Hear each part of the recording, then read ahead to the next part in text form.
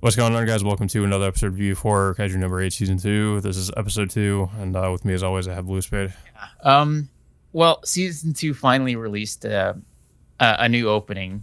Um, though I Yeah. did point out on Twitter saying that it looks more like a James Bond opening than a typical Well, anime the first, opening. I mean, it's the same kind of, I guess it's the same style as the first one, where it's like CG and kind of like, I guess, abstract looking at times. And I mean, they have like kind of a different song choice. Like, I guess not something typical for an anime. Like kind of like the first one. Yeah, I mean Um, it's all CG, but the whole style of it just yeah, reminds me. It looks like a James Bond opening from how it's yeah, stylized. yeah. I mean, it's pretty interesting how they do it. And I guess if you look into like what certain parts kind of symbolize, I guess it's kind of interesting. But I mean, and it's also pretty different from what most people would probably be used to.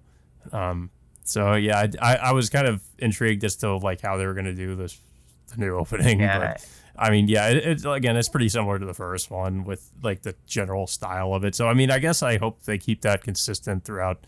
Like, I guess if they do any more seasons, I mean, we just found out the manga finished not too long ago, so um, and and then also of course, it also has a new ending, which is once again played by yeah, One Republic, who performed, of course, the ending for the first season. Um, a little bit different in tone, like almost they also did an ending for the special episode with Hoshina. yeah, the Hoshina's Day Off. Yeah, the ending also looked pretty interesting.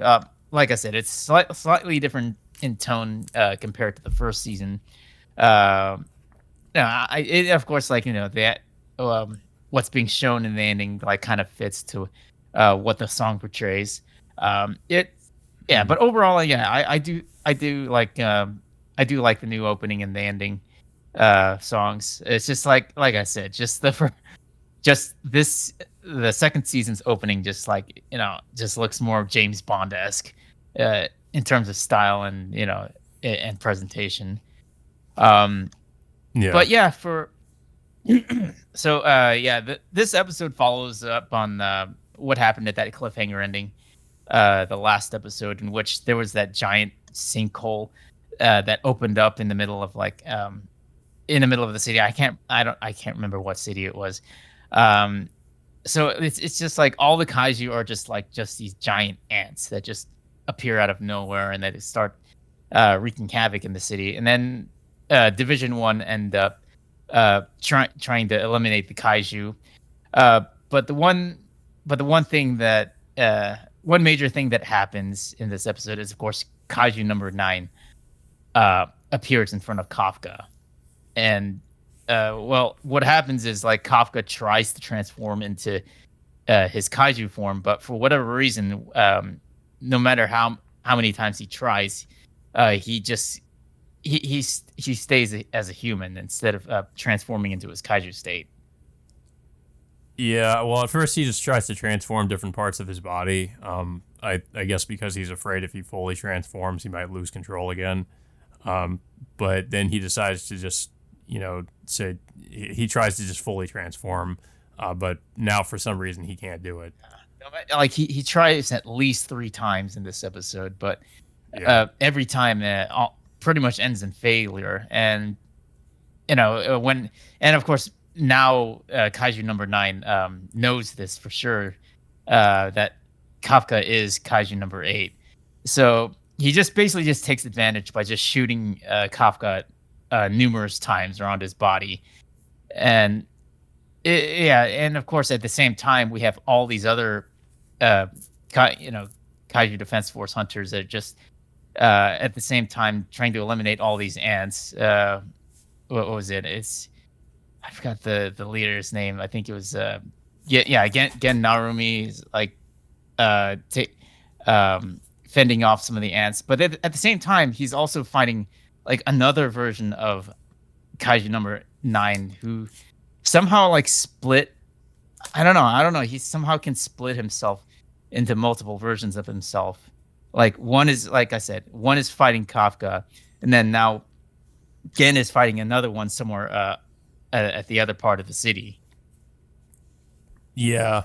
Um, and of course, we also focus on Shinomiya, who's helping exterminate the ants. She ends up saving two kids from one of the ants, and also one of I guess her new squad mates. And then of course eventually ends up saving Kafka too, because he's about to, like, right as he's about to be taken out by Kaiju number nine. Um, it's, I guess instead of it, like, he was hoping that again, well, he was I guess an anybody, but he was hoping that an army would step in and help him. But it ends up being Shinomiya.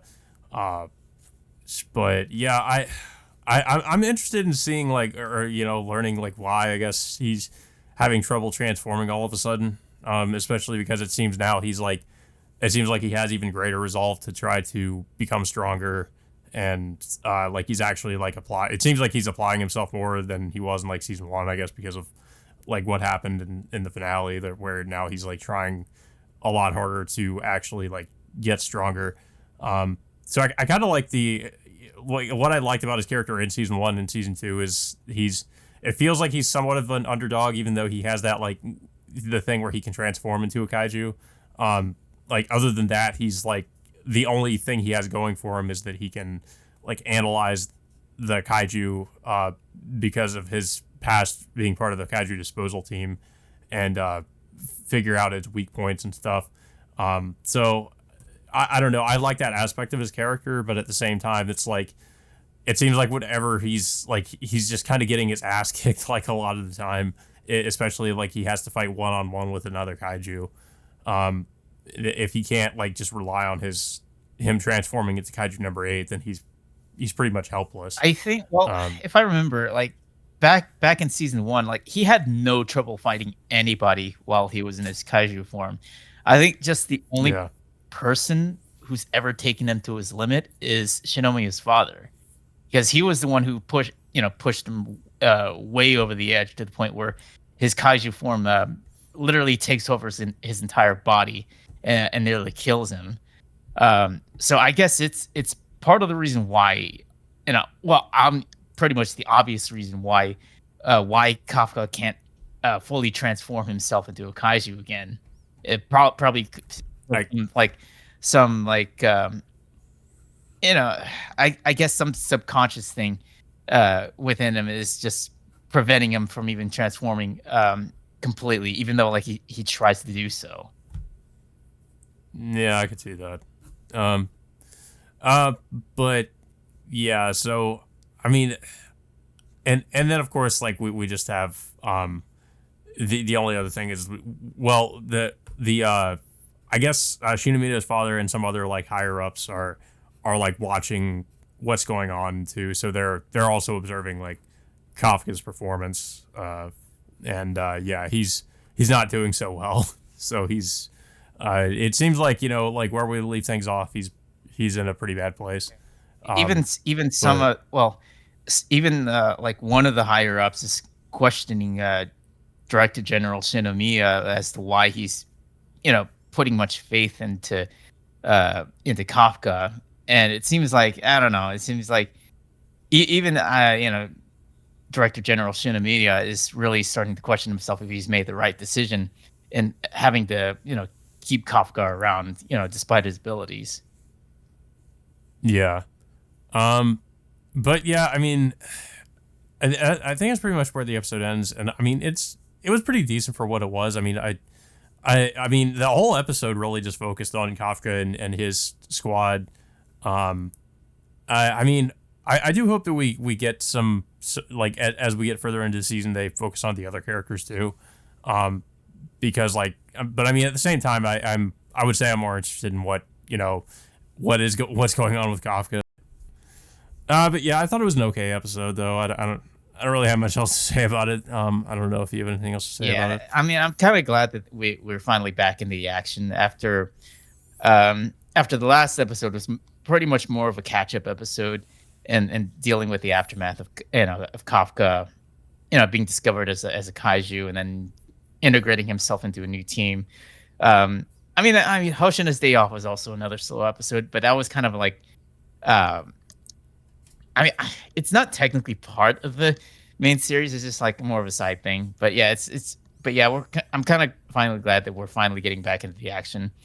What I'm also questioning Mhm. is like how they're gonna reunite all the other team members, like um, like Renault and the other guys, because they're all transferred off to like different parts of Japan, all over the place. And then of course with Kafka and Shinomiya being the only OG teammates in that are in a separate team now. I'm curious as like to see like uh, how or if it's possible that the other team members will finally reunite. I think they might eventually just to because it seems like they are kind of building to something with especially with Kaiju number 9 because they're well even the people that within the Kaiju Defense Force that don't seem to really know about number 9 or are wondering like why the ants came up out of the ground. I think Narumi specifically says that they're usually like subterranean, like they stay underground, but and they don't usually come to the surface. So he thinks it's something like brought them up to the surface, and he's wondering like who could be behind that. Yeah, Um, it's so it does seem like they're setting up like Hedge number 9, at least like right now, is almost like the big bad guy, I guess that they're going to have to like maybe band together and try to fight. it's also the same issue like what happened back near the end of the last season, in which what was it? Kaiju number 10 ended up controlling all these kaiju wyverns, which, according to Kafka, they're not normally behaving the same way like as they usually do. In terms of like the other kaiju, that numbered kaiju, um, I don't know. Like I don't know if kaiju number 9 might be the only one. I mean, obviously there's kaiju number 10. I don't know if there's like any other numbered kaiju that's wandering out there. Maybe in 11 or Yeah, I mean, 12. well, that's another thing. Like, where are the other numbered kaiju? Yeah. Um, yeah. But yeah, guys. So that all being said, until next time, we will see you all later.